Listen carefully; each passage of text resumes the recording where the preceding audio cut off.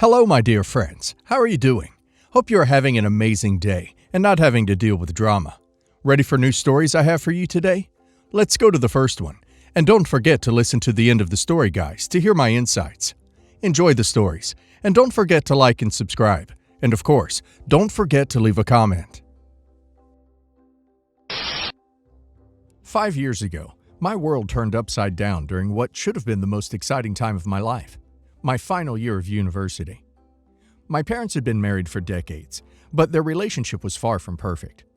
My father was a textbook example of a psychological aggressor. For years, I watched him undermine my mom, diminish her confidence, and control every aspect of her life. His behavior didn't stop with her. He also tried to control and manipulate me, dismissing my interests, belittling my ambitions, and making me feel like I'd never be good enough.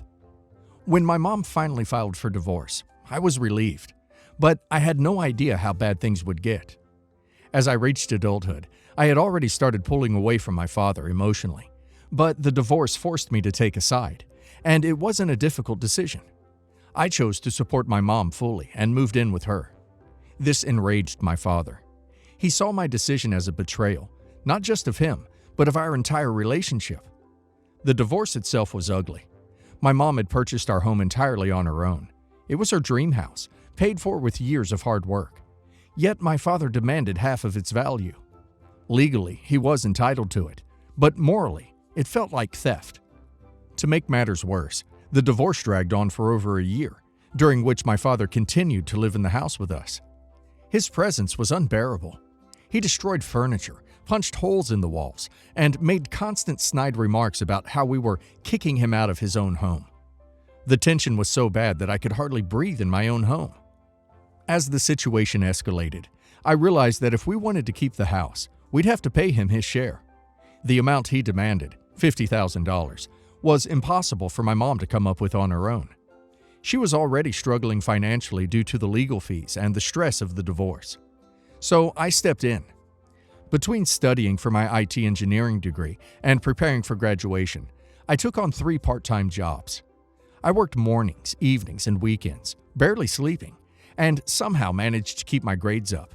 It was grueling, but I was determined to help my mom keep our home.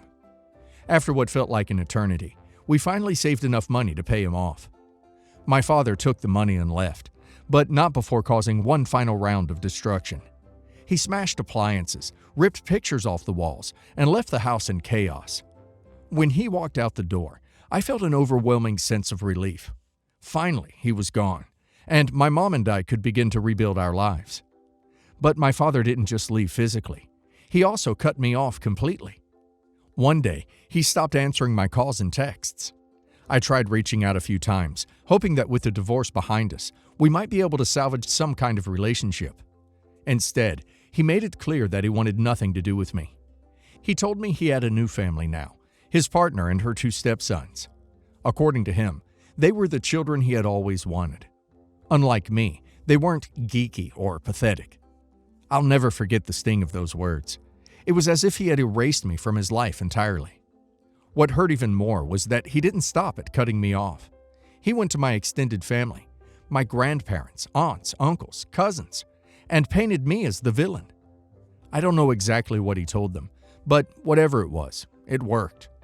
Not a single one of them reached out to hear my side of the story. One by one, they all cut me off.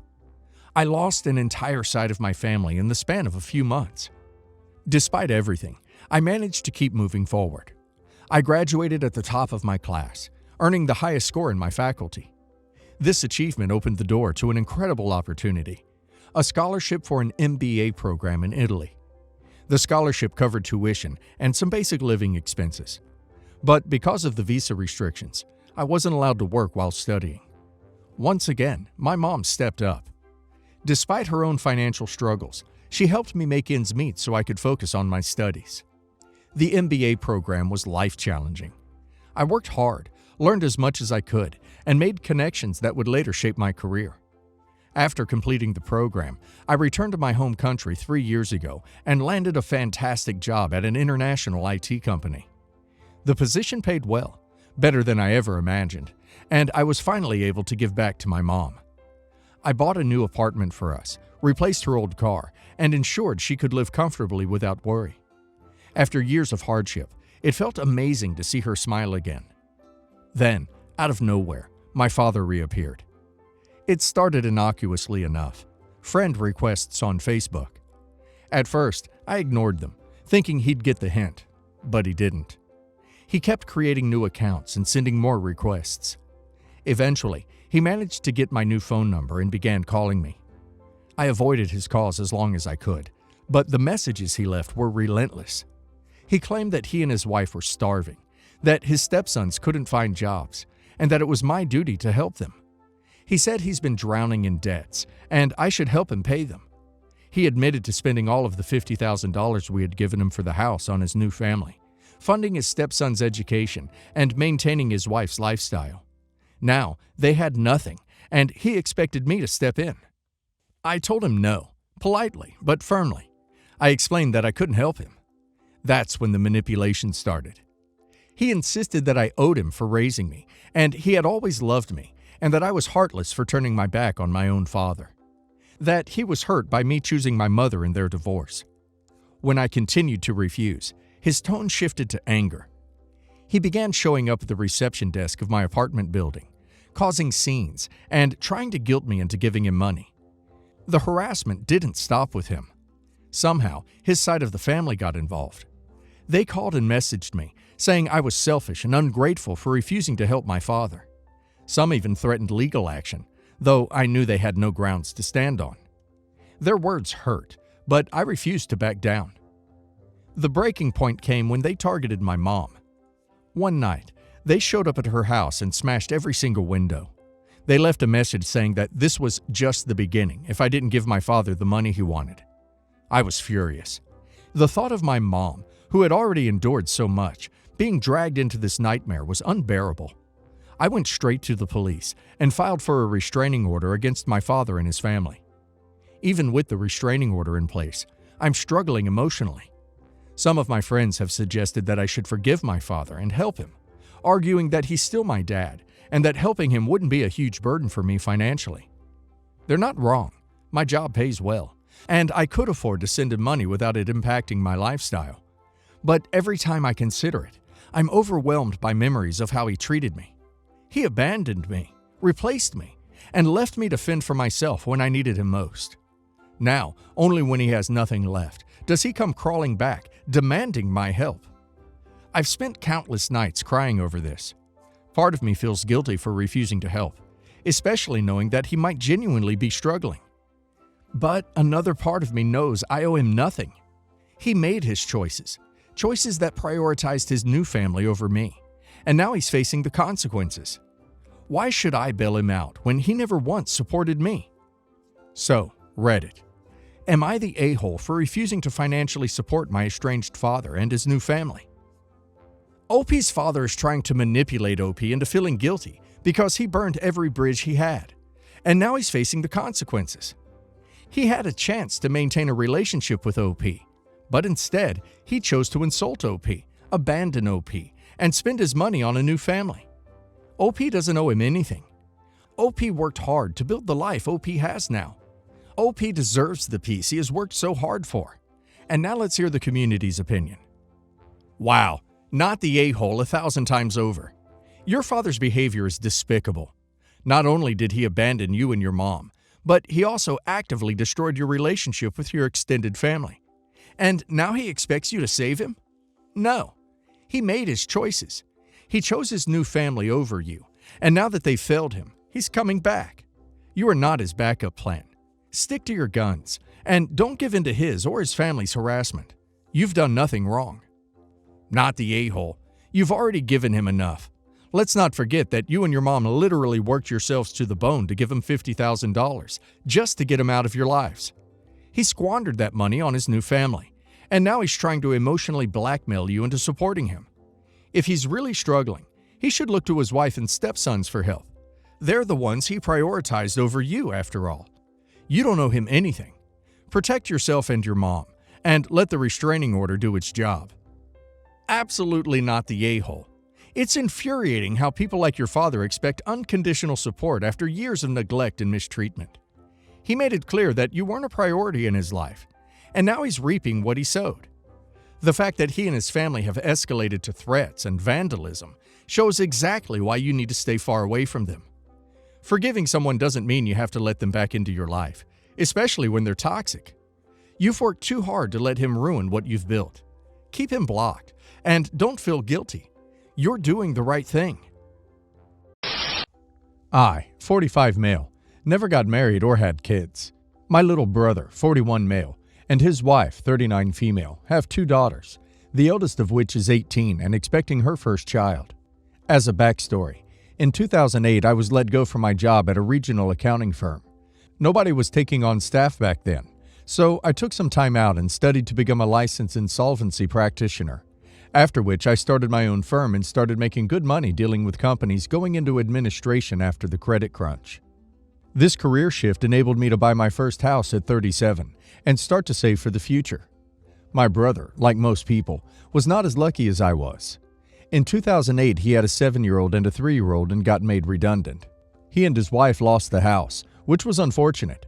If they'd have been able to hang on for another 18 months, I'd have been able to support them with their mortgage payments. But at that time, I was also out of work and living off savings. After I bought my house 8 years ago, I started saving for my niece's university fees. The government at that time had just announced that they were raising fees to £9,000 a year, so I wanted the girls to be able to go without getting into a huge amount of debt. I felt bad for my little brother and the girls, because I was doing well, and they were struggling at the time. They would never have accepted any money from me, so saving up for their uni fees felt like the next best thing. I gave up on a few things, like I couldn't afford a nice car, but chose something more discreet and saved the difference. My eldest niece, who we'll call Rachel, was meant to be off to uni in October. However, she's now taking up her place because she's pregnant and has decided to defer her studies to take care of the baby. She called me over the bank holiday weekend to ask about the uni fund and whether she could have some of the money to get set up in her own flat and buy baby things. I said that the answer is no. The money is for her education, and she could either have it when she goes to university at some point in the future, or I would pay for a local college course so she could finish her A-levels and learn a skill, like bookkeeping, so she could get a higher-paying job. Ultimately, this caused a big family row, where I was labeled as the villain because I wouldn't give Rachel her money when she needed it most. I really don't see it as her money to spend how she chooses. It's only hers on the condition that she uses it for her education. If I give her £25,000 now, that'll last a year to 18 months. Then what happens? If she gets her degree, completes vocational training, and establishes a career, then she'll be on her own 2 feet and can financially survive. I'd appreciate a fresh pair of eyes on this. So, can anyone tell me if I'm being an a-hole for not giving Rachel her money for anything other than university, local college, or training? Not the a-hole in my eyes. That money was set aside for a goal, her education. If that goal is not met, then no point in offering that money. I'm just surprised that your family members are acting like total jerks to you. It's not their money to command like that. Not only that, OP has very clear logic that funding university will last her niece's lifetime, whereas giving the money now would just subsidize her short-term living costs. And seriously, people understandably go all out on their first baby and will burn through the cash quickly for the best new buggy, cloths, etc. Niece won't even remember this in a few years' time if she gets the cash now. Not the a-hole. It's not her money. It is your money, and you are still open to give it to her for the purpose it was intended. Having a child is not excuse to give up education. Quite the opposite. It is a good reason to start having one more than ever. College sweethearts. Married after graduation. After 2 kids, wife announced that she wanted to be a full-time stay-at-home mom. I had a fledgling business, and money was tight, but we made it work. After 10 years and 3 kids, life was solid. I was working 60-plus hours building the business. We got along well. Kids were great, and I was living the dream. At this time, wife announced she wanted a boob job. It was just to blow the balloons back up. I thought they were just fine, exactly as nature intended, and made it clear it was for her, not me. We budgeted for months, and she got it done right before our 11th anniversary. 11th anniversary dinner. Wife advised that she loved me, but was not in love with me. Such a cliche. She wanted a divorce. I was gobsmacked. I thought she was kidding. We like to prank each other. Nope. Serious as a heart attack. 1. I discovered she was having an affair with son's friend's dad. Her best friend was a key enabler. 2. I did everything to save the marriage, but caught it dead after 6 months of trying. 3. Tens of thousands in legal bills. I got evicted from our house due to false allegations. Her greatest shame to this day. Started the process of selling the business to pay her 50%. No fault state. No penalty for adultery. 4. I had twice monthly weekend visitation. Living in a basement apartment. Had to pay interim child and spousal support that left me financially destitute. It was hell. Pure hell. She turned into a vicious, vindictive person that I didn't even recognize. Then, right before the divorce was finalized, the nightmare was over.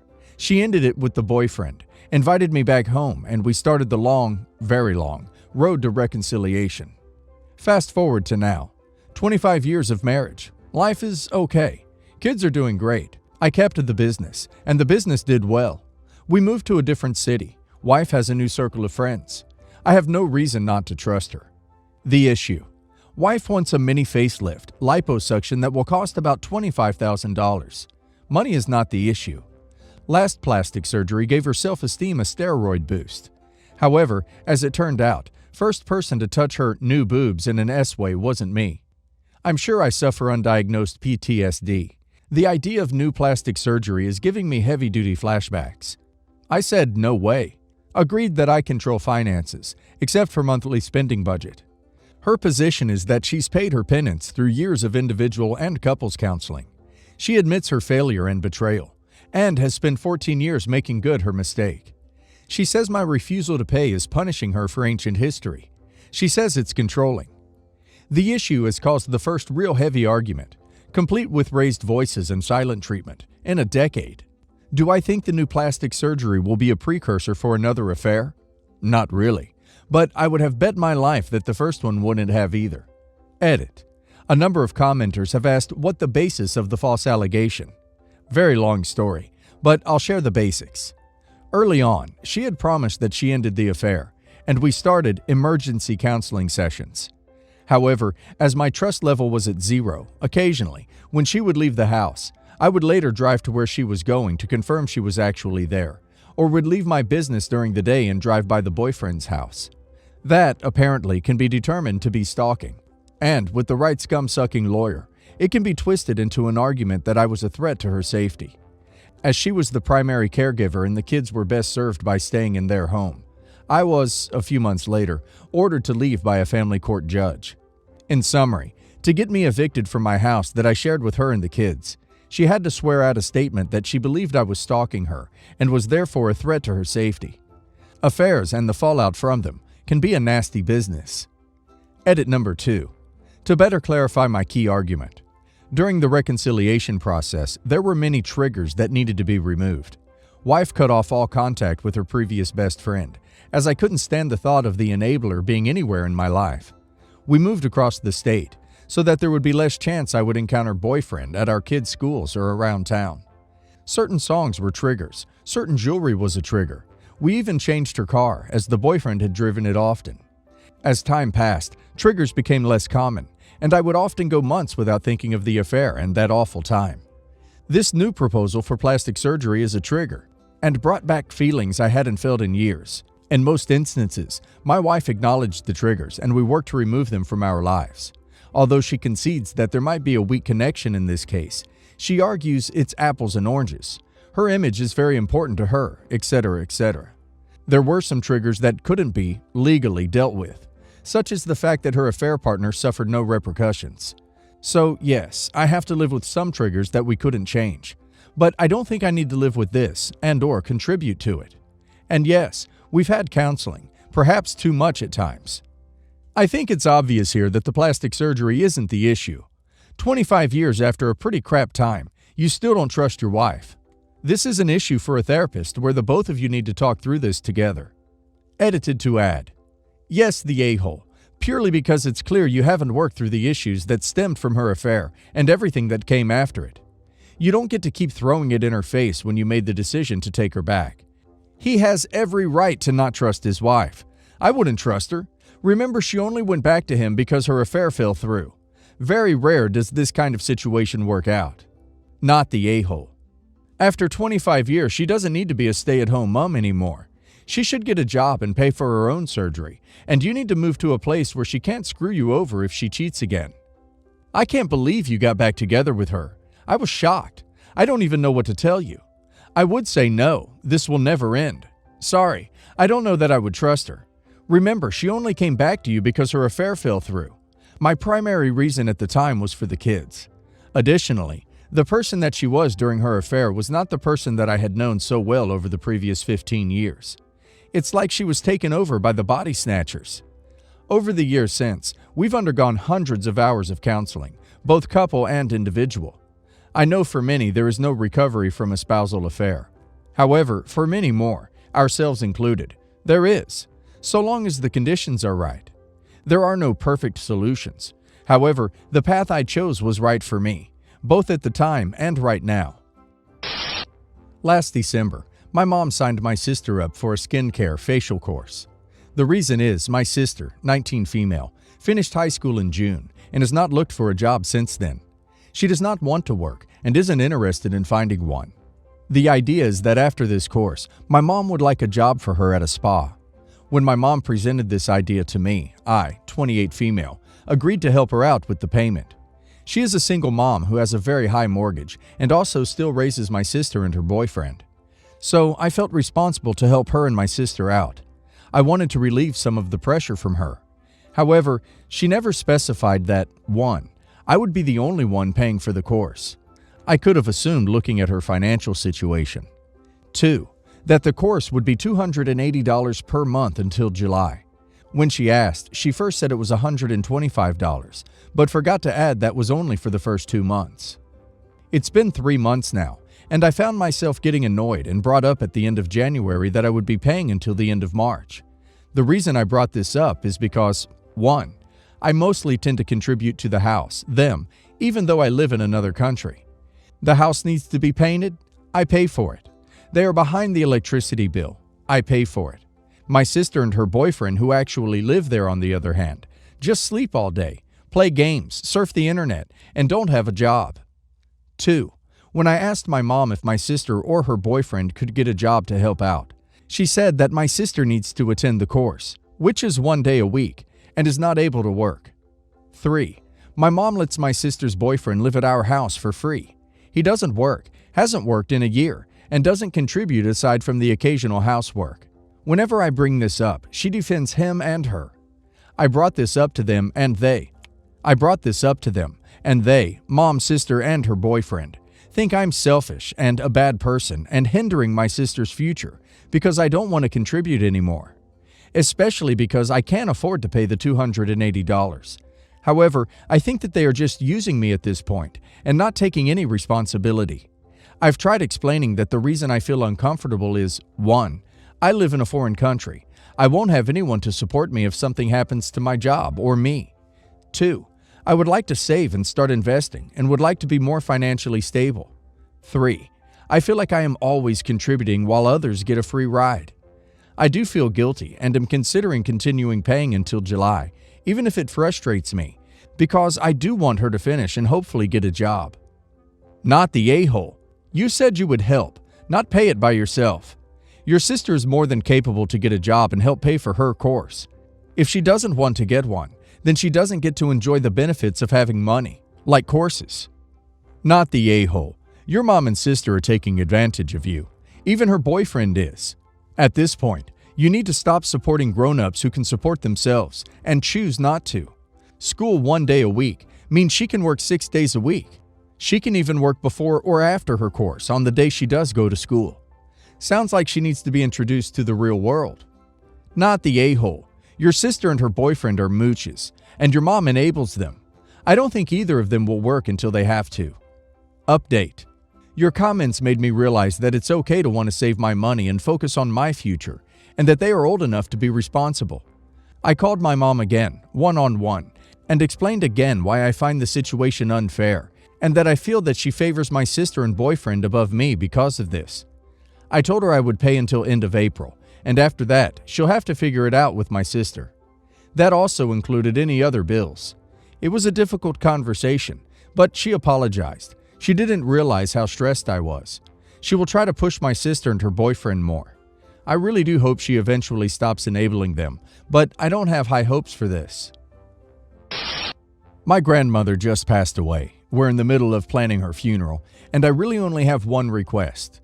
One particular person, we'll call her Shannon, needs to be banned from it.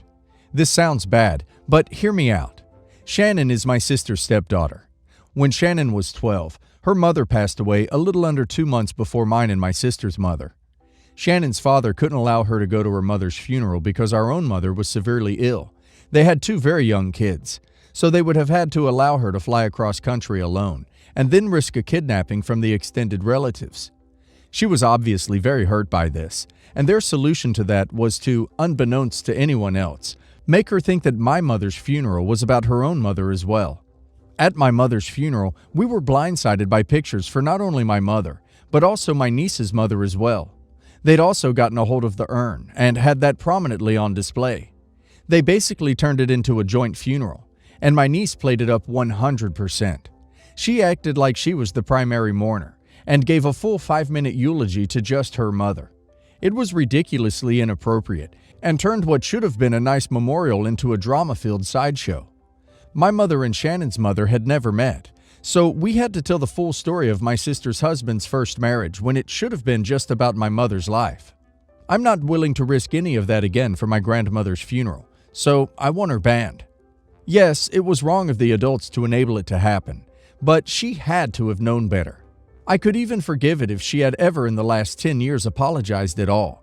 But she defends it and acts like she deserved to do it because her father and stepmom, my sister, didn't let her go to her mother's funeral. Yes, it's not good that they didn't, but unfortunately things happened, and it doesn't give you a free pass to just do whatever you want to do. Word is spread, and relatives that aren't even my sister and her husband are mad at me over this. They think that I just need to let it go, and I can't just ban family from a funeral, especially over something they did over a decade ago. Am I really that wrong to still be angry over this?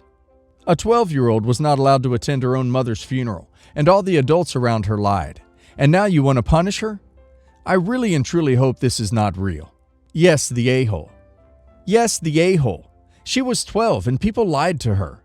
It was your sister and her husband that made a farce out of your mother's funeral. But you want Shannon banned? For something she did when she was 12, had just lost her mother, wasn't allowed to go to the real funeral, and was led to believe it was a joint funeral.